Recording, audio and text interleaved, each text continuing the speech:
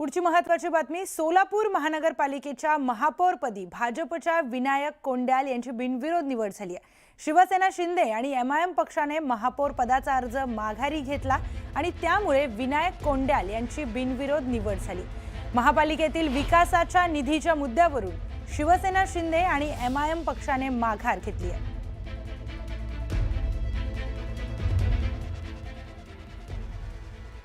तर बातमी आहे छत्रपती संभाजीनगर मधून। छत्रपती संभाजीनगर महापालिकेमध्ये महायुतीची सत्ता राहणार आहे। भाजपचा महापौर तर शिवसेनेचा उपमहापौर होणार आहे। भाजपकडून समीर राजूरकर उमेदवारी अर्ज भरणार आहेत, तर शिवसेनेकडून राजेंद्र जंजाळ यांना उपमहापौर पदासाठी अर्ज भरण्याची सूचना देण्यात आल्याची माहिती समोर आली आहे। थोड्या वेळामध्ये याची अधिकृत घोषणा देखील होणार आहे। छत्रपती संभाजीनगर मधून ही मोठी बातमी आपण बघतोय।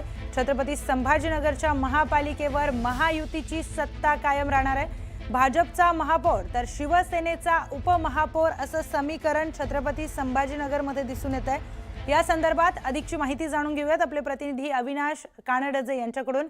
अविनाश, छत्रपती संभाजीनगरची निवडणूक अतिशय चुरशीची झालेली होती आणि आता महापौर आणि उपमहापौर पदासाठी नेमक्या काय घडामोडी घडतात? प्रियंका, नक्कीच आपण जर बघितलं तर ज्या वेळेसपासून भाजपला स्पष्ट बहुमत मिळालं होतं, अवघं एक नगरसेवक त्यांना सत्तेसाठी पाहिजे होता, तेव्हापासूनच खरं तर मोठ्या हालचाली छत्रपती संभाजीनगरमध्ये आपल्याला पाहायला मिळाल्या होत्या की शिवसेनेला भाजप सत्तेत घेणार की नाही घेणार। एकच नगरसेवक हवा होता, तो कुठलाही नगरसेवक त्यांना पाठिंबा देईल असे अंदाज वर्तवले जात होते।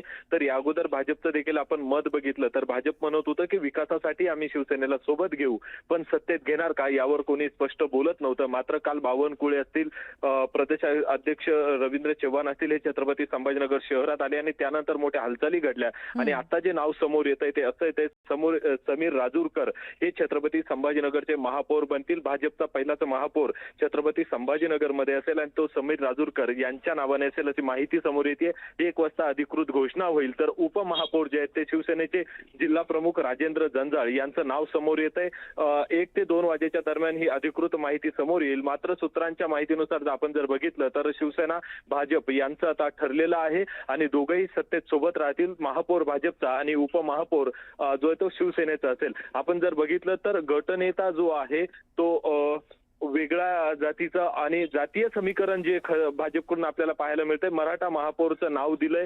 तर आता जो पक्षनेता इथला जो आपण जर गटनेता बघितला तर तो जो आहे तो वंजारी असेल आणि महापौर मराठा असेल आणि त्यासोबतच इतर जे आता स्थायी समिती असतील, बाकी इतर काही असेल, यामध्ये संपूर्ण जातीय समीकरण लक्षात घेऊन कुणीही नाराज होणार नाही याची काळजी घेतलेली भाजपकडून आपल्याला पाहायला मिळते। आणि आता जे संपूर्ण चर्चा आणि माहिती चालू होती त्या आधारे 1 वाजता याची अधिकृत घोषणा होईल आणि 10 तारखेला जे ते महापौर आणि उपमहापौर निवड होईल, त्यासाठी आता हे नावं समोर येत आहेत। बरं, धन्यवाद अविनाश दिलेल्या सविस्तर माहितीसाठी।